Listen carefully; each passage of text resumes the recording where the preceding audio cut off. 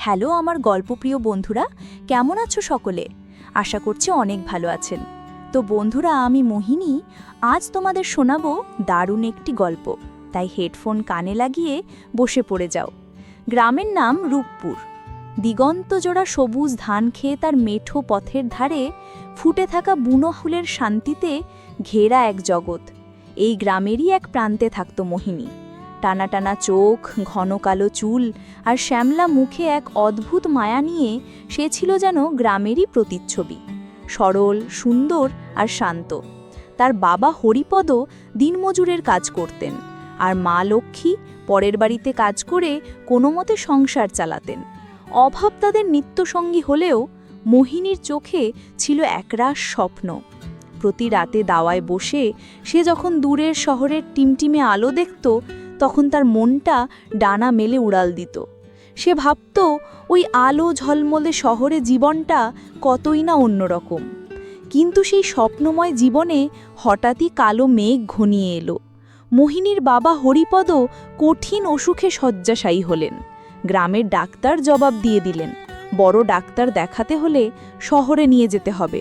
কিন্তু টাকা কোথায়? সামান্য জমানো টাকা আর মোহিনীর রূপোর মল জোড়াও যথেষ্ট ছিল না।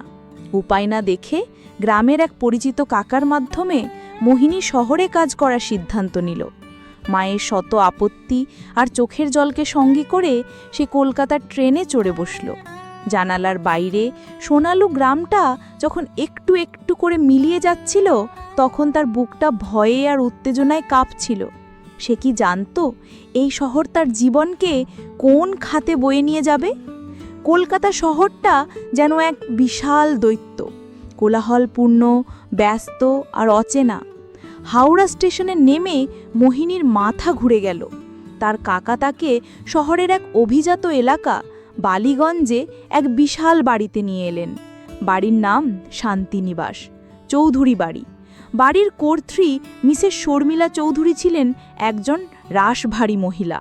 তিনি মোহিনীকে আপাদমস্তক মেপে নিয়ে বাড়ির কঠিন নিয়মকানুন বুঝিয়ে দিলেন।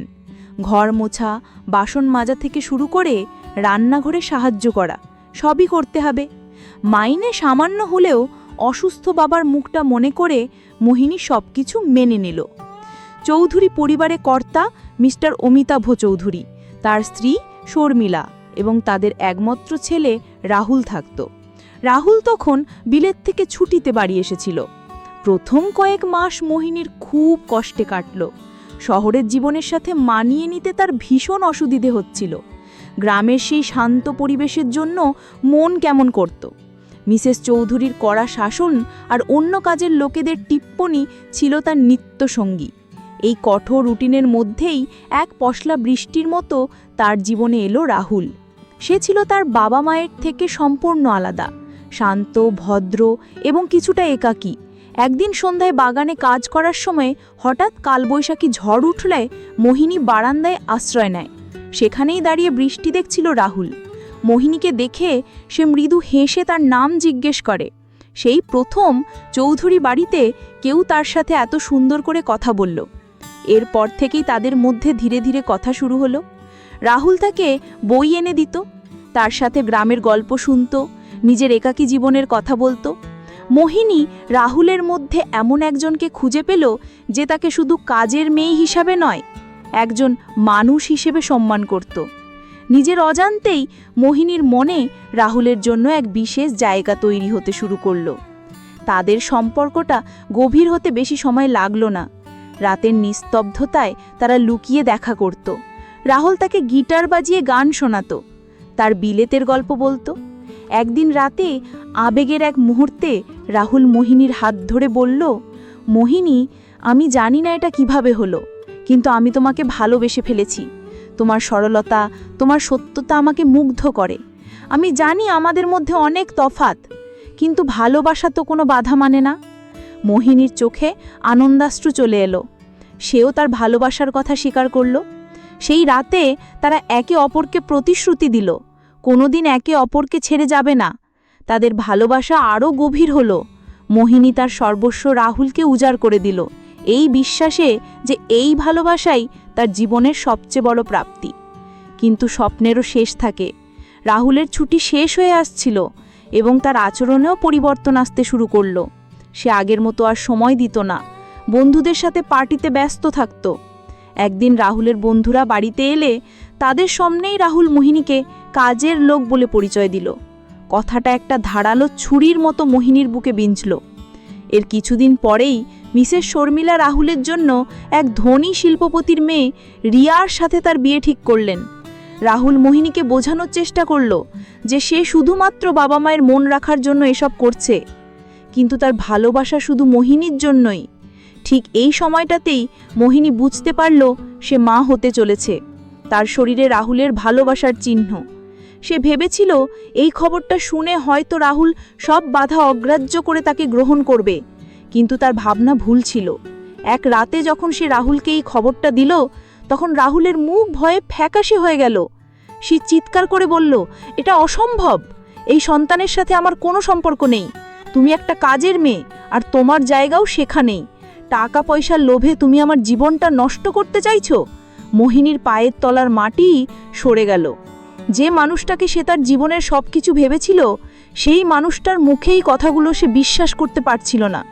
পরদিন সকালে মিসেস চৌধুরী মোহিনীকে চুরির অপবাদ দিয়ে বাড়ি থেকে বের করে দিলেন। অসহায় গর্ভবতী মোহিনী যখন শেষবারের মতো রাহুলের দিকে তাকালো, তখন রাহুল মুখ ফিরিয়ে নিল। তার চোখে ছিল শুধু ঘৃণা আর অবহেলা। কলকাতা শহরের রাস্তায় একা নিঃস্ব মোহিনী কোথায় যাবে, কি করবে কিছুই বুঝতে পারছিল না, কিন্তু তার গর্ভের সন্তান তাকে বাঁচার নতুন প্রেরণা দিল। সে হার মানবে না, তার সন্তানের জন্য তাকে বাঁচতে হবে। অনেক কষ্টে সে একটা বস্তি এলাকায় একটা ছোট ঘর ভাড়া নিয়ে চায়ের দোকানে বাসন মাজার কাজ নিল।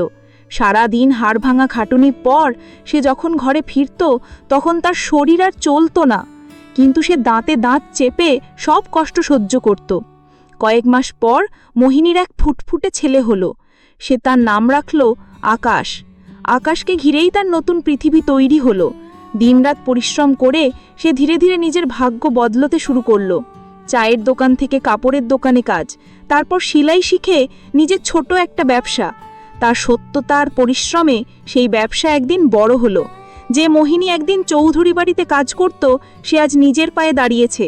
তার ছেলেকে শহরের একটা ভালো স্কুলে ভর্তি করিয়েছে।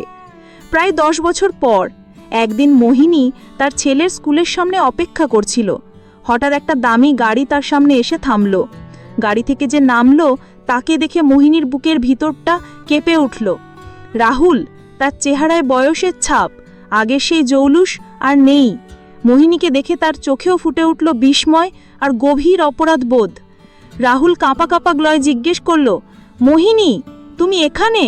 মোহিনী শান্ত কিন্তু দৃঢ়ভাবে উত্তর দিল, হ্যাঁ, আমার ছেলের জন্য অপেক্ষা করছি। ঠিক তখনই আকাশ দৌড়ে এসে মোহিনীকে জড়িয়ে ধরে বলল, মা চলো বাড়ি যাই। রাহুল অপলক দৃষ্টিতে আকাশের দিকে তাকিয়ে থাকল। তার চোখ দিয়ে জল গড়িয়ে পড়ল। সে ফিসফিস করে জিজ্ঞেস করল, ও কি আমার? মোহিনী তাকে কথা শেষ করতে দিল না।